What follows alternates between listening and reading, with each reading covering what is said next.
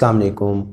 आज का जो हमारा टॉपिक है वो ये है कि जो लास्ट लेक्चर में हमने मॉडल्स पढ़े थे कि 3 स्कूल ऑफ थॉट थे। कुछ लोगों का ख्याल था कि सेमी कंजर्वेटिव मॉडल सही है, और किसी का ख्याल था कंजर्वेटिव मॉडल सही है, और तीसरे स्कूल ऑफ थॉट का ख्याल था कि डिस्पर्सिव मॉडल सही है। आज हम ये साबित करेंगे कि उन तीनों मॉडल्स में से कौन सा मॉडल सही है। इस चीज़ को इवेलुएटेड किया 1958 में मिसेसन एंड स्टॉल ने कैलिफोर्निया के अंदर, और ये चीज़ साबित की कि कौन सी रेप्लिकेशन जो है वो एक्चुअली पॉसिबल है किसी भी लिविंग ऑर्गेनिज्म में डीएनए की। तो आज हम उसमें देखेंगे कि उन्होंने अपने एक्सपेरिमेंट को कैसे किया, फिर उनकी ऑब्जर्वेशन और रिजल्ट। सबसे पहले growth on bacteria, growth of bacteria in N15 medium, N15 medium, यानी कि जो बैक्टीरिया की ग्रोथ उन्होंने करवाई N15, नॉर्मल नाइट्रोजन की फॉर्म N14 होती है, ये 15 एटॉमिक मास है। उसके बाद जो आइसोटोप फॉर्मिंग यूज की, जो हैवी आइसोटोप यूज किया नाइट्रोजन का, उसमें इसका एटॉमिक मास 15 होता है। सो इस वजह से उन्होंने क्या किया, पहला क्या काम किया जी कि बैक्टीरिया को ग्रो करवाया बैक्टीरिया को N15 पे। ठीक है, N15 मीडियम से क्या मुराद है, इसकी मुराद ये है, इससे मुराद ये है कि उन्होंने क्या किया कि दो जो टेस्ट ट्यूब, ये पैटी डिशेस के अंदर इस तरह जो उन्होंने फूड ऐड की, जो बैक्टीरिया की लॉरीबर्टानिया मीडिया होता है, उसमें जो नाइट्रोजन यूज की वो N15 वाली यूज की, और उसमें जब बैक्टीरिया डाले डेफिनेटली तो वो जब रेप्लिकेट हुए तो वो नाइट्रोजन यही यूज कर रहे थे, एनवायरनमेंट उसका यही था जिससे वो अपनी फूड ले रहे हैं। ये नाइट्रोजन जाके इनकॉर्पोरेट होगी उसकी बेसिस पे, जिसको हम नाइट्रोजन बेस कहते हैं। N15 किसके साथ इनकॉर्पोरेट हुई, इनकॉर्पोरेट विद बेसिस मीन कि डीएनए की जो न्यूक्लियोटाइड बनी उसकी नाइट्रोजन बेसिस के साथ ये जो है वो आगे जाके जुड़ती गई। तो जब इसका उन्होंने सैंपल लिया, इसका सैंपल लिया, और साथ में जो नॉर्मल फॉर्म थी नाइट्रोजन की उसका सैंपल लिया, ये यहां से इसमें कौन सी फूड डाली हुई थी, नॉर्मल नाइट्रोजन कॉन्टेनिंग, जिसमें नॉर्मल फॉर्म थी नाइट्रोजन की N फूड वाली। इसमें जो उसने मीडिया प्रोवाइड किया बैक्टीरिया को, यहां से भी बैक्टीरिया उन्होंने एक्सट्रैक्ट कर लिए, बाहर निकाल लिए, इससे भी बैक्टीरिया को बाहर निकाल लिया, ओके, और इसमें से भी उन्होंने बैक्टीरिया को बाहर निकाल दिया, बाहर निकाल के उन्होंने ऑब्जर्व किया। तो पहले बैक्टीरिया को निकाला, तो टेक्नोलॉजीज आज अवेलेबल जिसके जरिए हम इसका डीएनए भी एक्सट्रैक्ट कर सकते हैं, और बाद में जो डीएनए सर्कुलर फॉर्म में होता है डबल स्टैंडर्ड, वो भी उन्होंने एक्सट्रैक्ट कर लिया दोनों का, ये उसका डीएनए निकाल लिया जो सर्कुलर फॉर्म में होता है। तो जैसे ही उन्होंने डीएनए को निकाला इस बैक्टीरिया के भी, और जो लाइट आइसोटोप में ग्रो कर रहा था उसमें से भी, उसको सेंट्रीफ्यूग किया। जब उन्होंने इसको सेंट्रीफ्यूग करके देखा, इसके डीएनए को भी और जो लाइट आइसोटोप्स वाला डीएनए उसको भी सेंट्रीफ्यूग करके देखा, तो सेंट्रीफ्यूगेशन के नतीजे में जो उन्हें यहां पर डीएनए की नेचर मिली वो हैवी मिली, यानी कि उन्हें बैंड जो नजर आए डीएनए के वो टॉप पे नजर आए, डीएनए स्टैंड उसे टॉप पे नजर आया। ओके, ये डीएनए का जो स्ट्रक्चर हमने डाला था वो, सॉरी क्योंकि ये हैवी था, ये बॉटम पे नजर आया, हैवी होने की वजह से बॉटम पे नजर आया डीएनए का, जो सेंट्रीफ्यूगेशन के बाद डीएनए बॉटम पे चला गया, क्योंकि इसमें लाइट आइसोटोप्स यूज किया हुआ था। यहां पे एज एक्सपेक्टेड कि जो डीएनए का बैंड नजर आया वो टॉप पे, क्यों, क्योंकि यहां पे आइसोटोप फॉर्म नॉर्मल थी और यहां पे जो आइसोटोपिक फॉर्म है वो हैवी टाइप की थी, इसलिए एज एक्सपेक्टेड क्या हमें चीज ऑब्जर्वेशन नजर आई, इसमें क्या हुआ, फाउंड ये हैवी था, इस वजह से आफ्टर सेंट्रीफ्यूगेशन वो जो डीएनए है वो बॉटम पे अपेयर हुआ आफ्टर सेंट्रीफ्यूगेशन। सेंट्रीफ्यूगेशन मीन जब उसे मीडियम में हिला के देखा, मीडियम कैसा है वो हम देखते हैं। सो हैवी आने की वजह से वो बॉटम पे चला गया जब हमने क्या की, सेंट्रीफ्यूगेशन की। सो इसका मतलब है कि अगर हम इसको अपनी रिसर्च में यूज करें, बैक्टीरिया की ग्रोथ डिफरेंट तरीके से करवा के देखें तो हमें एप्लीकेशन का पता लग सकता है। और ये भी हमें पता लग गया कि जब हम मीडियम में जिस टाइप की नाइट्रोजन यूज करेंगे उसी टाइप का डीएनए हमें आएगा। इसी इंफॉर्मेशन को यूज करते हुए उन्होंने क्या किया, they transfer bacteria from one medium to another. कैसे ट्रांसफर किया, अब हम उसको ड्रॉ करके देखते हैं। So next heading you will give of transfer of bacteria. दूसरी हेडिंग आप बनाएंगे ट्रांसफर ऑफ N15 बैक्टीरिया, यानी कि अब हम इसको ट्रांसफर करने लगे हैं। कैसे, अब क्या किया जी, उन्होंने N15 वाले जो बैक्टीरिया थे, उनको निकाला मीडियम में से, ये बैक्टीरिया है, और उसको उन्होंने निकाल लिया और उसको उन्होंने पुट कर दिया किसके अंदर, उन्होंने पुट किया इन N14 medium.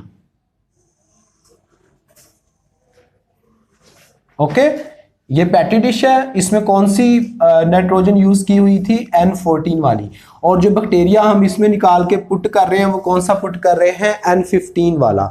So they transfer bacteria from N15 to N14 वाले मीडियम में उन्होंने पुट कर दिया। ठीक है, अब उसके बाद क्या हुआ, जैसे ही उन्होंने इसको पुट किया इस मीडियम के अंदर, इस बैक्टीरिया को यहां पर पुट कर दिया, तो फिर उसकी सैंपलिंग की।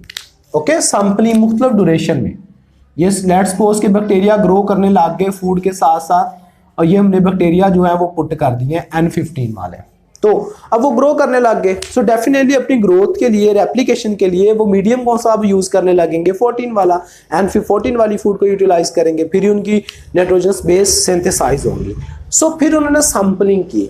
सैंपलिंग कैसे की, after transportation we will put heading of sampling, sampling किस तरह की। सो उसके बाद उन्होंने सैंपलिंग कैसे की जी, यहां पर बैक्टीरिया निकाले, कितने मिनट बाद बैक्टीरिया निकाले, आफ्टर 0 मिनट। 0 मिनट से क्या मुराद है कि उन्होंने टाइम नहीं दिया ही रेप्लिकेशन के लिए। बैक्टीरिया को 20 मिनट्स चाहिए होती हैं रेप्लिकेशन के लिए, इसको उन्होंने दिया ही नहीं टाइम, जैसे ही निकाले कुछ देर बाद उसे निकाल दिया 20 मिनट्स पूरे होने से पहले। So it mean we don't give any time to replicate, ये हमें पता है कि रेप्लिकेशन के लिए 20 मिनट्स लगते हैं। उसके बाद जो दूसरा उन्होंने यहां पर बैक्टीरिया निकाला, यहां से जो दूसरा बैक्टीरिया निकाला, ये ऐसे नहीं है कि उन्होंने बैक्टीरिया को निकाल लिया और उनको जो है वो ऐसे ही छोड़ दिया, वो पैटी डिश के अंदर ग्रो कर रहे थे। दूसरे किस्म के बैक्टीरिया जो निकाले वो निकाले आफ्टर 20 मिनट्स, आफ्टर 20 मिनट्स उन्होंने ये इसको निकाला। उसके बाद तीसरा सैंपल जो थर्ड था वो उन्होंने सैंपलिंग की, तीसरी टाइप के जो बैक्टीरिया थे उसमें से जो उसने सैंपलिंग की वो की आफ्टर 40 मिनट्स, यानी कि इसको 20 मिनट पूरे दिए और तीसरे को 2 साइकिल मुकम्मल करने का टाइम दिया आफ्टर 40 मिनट्स। सो ये 3 टाइप की उन्होंने सैंपलिंग कर ली, 3 टाइप के बैक्टीरिया उससे मिले। नंबर 1, एक को 0 मिनट यानी कि रेप्लिकेशन का टाइम नहीं दिया, एक को 1 साइकिल मुकम्मल करने का टाइम दिया, एक को 2 साइकिल मुकम्मल करने का टाइम दिया।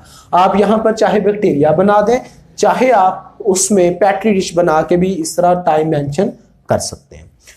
उसके बाद क्या किया, यहां से भी, यहां से भी और यहां से भी, तीनों का उसने क्या किया जी, डीएनए लिया। नेक्स्ट क्या, तीनों की कौन सी चीज एक्सट्रैक्ट कर रही, डीएनए, तीनों में से अलग अलग किया है, लेकिन हम क्योंकि एक ही मेथड को उसको ज्यादा कॉम्प्लिकेटेड करने से बचा रहे हैं, 0 मिनट वाले सैंपल का भी डीएनए निकाल लिया, 20 मिनट वालों का भी, 40 मिनट वालों का भी। कीप इन माइंड सेपरेटेड रखा, ये सिर्फ बताने के लिए हम इसे लिख सकते हैं, सिर्फ समझाने के लिए किया।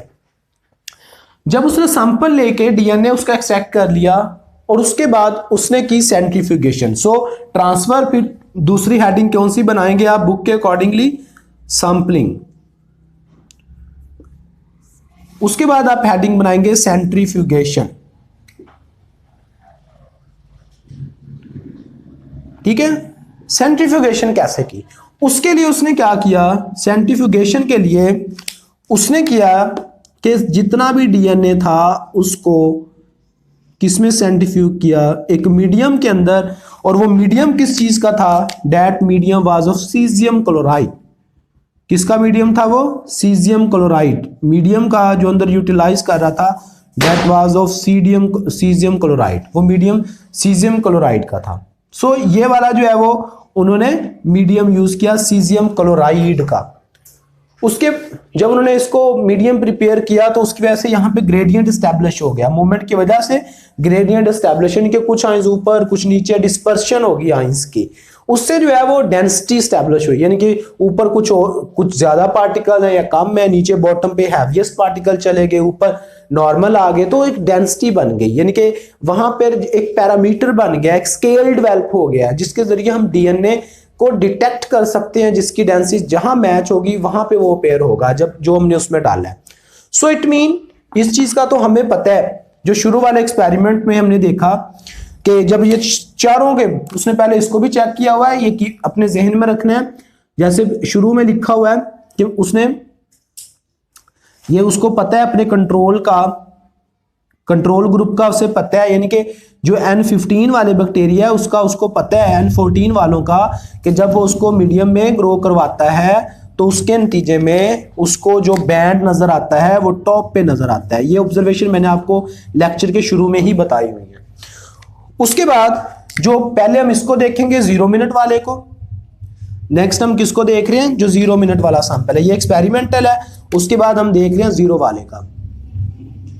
जो 0 वाली टेस्ट ट्यूब थी उसके अंदर जब उसने इसको सेंट्रीफ्यूग किया, ये वाला डीएनए निकाला, टेस्ट ट्यूब में डाला, तो उसका जो रिजल्ट आया वो क्या था, उसका रिजल्ट ये था कि क्योंकि उसमें अभी हमने टाइम नहीं दिया उसको रेप्लिकेट करने का, किसके बैक्टीरिया N15 के, N15 को डाला, फौरी निकाल लिया उसको, उसका डीएनए निकाला, टेस्ट ट्यूब में सेंट्रीफ्यूग किया। इस वजह से क्योंकि वो N15 वाला ही आ रहा है तो वो हमें बैंड नीचे मिला, क्योंकि डीएनए किसका था, N15 वाले का, उसको रेप्लिकेशन का हमने टाइम नहीं दिया। सो ये किसका आया जी, 0 मिनट के जो हमने सैंपल लिया था। उसके बाद फिर जो दूसरा हमारे पास यहां पर बैंड नजर आया जब हमने 20 मिनट दिए N15 को कंप्लीट करने में। ये N14 का मीडिया है, उसमें N15 वाली जो है वो बैक्टीरिया डाले, उसको 20 मिनट दिए, उसको डीएनए निकाला, सेंट्रीफ्यूग किया, तो फिर क्या ऑब्जर्वेशन थी, यहां पर उसको दो जो बैंड नजर आया वो आया इन बिटवीन, ये लाइट ये हैवी, इनके दरमियान में यहां पर तकरीबन हाइब्रिड। ठीक है, ये N15 पे बना, यानी कि जो उसने पता है, और ये उससे बना यहां पर जिसको 20 मिनट दिए, एक N15 वाले पे एक N14 वाले पे, उसको बैंड इसके इंटरमीडिएट नजर आया, बिटवीन N15 N14 के दरमियान में। लेकिन जो उसने सैंपलिंग की 40 मिनट्स वाले में, 40 मिनट्स वाले में जो रिजल्ट थे वो किस तरह थे। अब उसने जब 40 मिनट्स दिए, सो डेफिनेटली अब वो 40 मिनट्स दे रहा है तो उसे एक स्टैंड नजर आया टॉप पे ऐसे, कहां पे, जहां पे N14 वाले बैक्टीरिया, ये वाले इसी जगह पे, और दूसरा स्टैंड उसे नजर आया एज ए हाइब्रिड स्टेज, ये वाली हाइब्रिड, यानी कि N15 और N15 और N15 का जो हाइब्रिड बना था वहां पे दो स्टैंड उसे नजर आए। सो ये उनकी क्या थी, ऑब्जर्वेशंस में आप सेंट्रीफ्यूगेशन की हेडिंग इसको जब एक्सप्लेन करेंगे तो यहां पर कि कब उसको कितने बैंड नजर आए, ये आपने करना है ड्यूरिंग ऑब्जर्वेशंस। पहले आप ऑब्जर्वेशन लिखेंगे, ऑब्जर्वेशन के साथ ही ये आप ड्रॉ कर देंगे। ड्राइंग के बाद जब आप इसे ड्रॉ कर देंगे उसके बाद साथ ही आपने लिखना है रिजल्ट। तो उसके बाद आप कौन सी हेडिंग बनाएंगे, एक्सप्लेनेशन के बाद इसके रिजल्ट्स की। अब रिजल्ट मैं सिर्फ समझाऊंगा, आपने उसको एक्सप्लेन करना है। सो next heading will be of results. Very last paragraph में आपको मिलेगा। सो पहला रिजल्ट क्या था, हमें अगर हम बैंड भी देखें इसको, एक्चुअली जब हम ये डीएनए सेंट्रीफ्यूगेशन करते हैं ना तो हमें बैंड नजर आते हैं, बैंड, ठीक है। वो बैंड के 3, क्योंकि हमने एक्सपेरिमेंट 3 किए हुए हैं, तो ऐसे 3 जो है वो हमें स्ट्रक्चर नजर आएंगे। तो उसको ऐसे आप टेबल ऐसे बना ले 3 पोर्शन। तो इसी टेस्ट ट्यूब की ऑब्जर्वेशन हम यहां पे लिख रहे हैं कि कैसे। पहले वेरी सिंपल, यहां पर क्या है, ये हमारे पास अगर इस N14 तो वो टॉप, अगर इसको टॉप इधर लिख दे बेशक, ये टॉप है और ये कौन सी चीज है, बॉटम, ताकि आपके लिए भी आसानी हो। ये टॉप पे बन रहा है, पहला एक्सपेरिमेंट है इसमें जिसको 0 मिनट दिए हुए हैं आपने, यहां पे लिख दे बेशक 0 मिनट वाला है, ये 20 वाला है और ये 40 मिनट वाला है, नो प्रॉब्लम, आपके लिए आसानी हो जाएगी। यहां पर क्या है जी, ये जो, बल्कि इसको भी आप क्या लिख दें 20, इसको लिख दें 40, फिर भी कोई हर्ज नहीं है। जो 0 वाला है उसमें कहां बना, टॉप पे, ये यहां पर बैंड नजर आया आपको। जो 40 मिनट वाला है उसमें एक यहां पर N14 के इक्वल, और दूसरा बैंड हमें कहां नजर आ रहा था, एट इंटरमीडिएट, दरमियान में 2 बैंड नजर आए, ठीक है, ये और ये वाला जो N20 वाला है इसमें हमें सिर्फ एक नजर आया था, वो किस पोजीशन पे, जस्ट इंटरमीडिएट पोजीशन पे।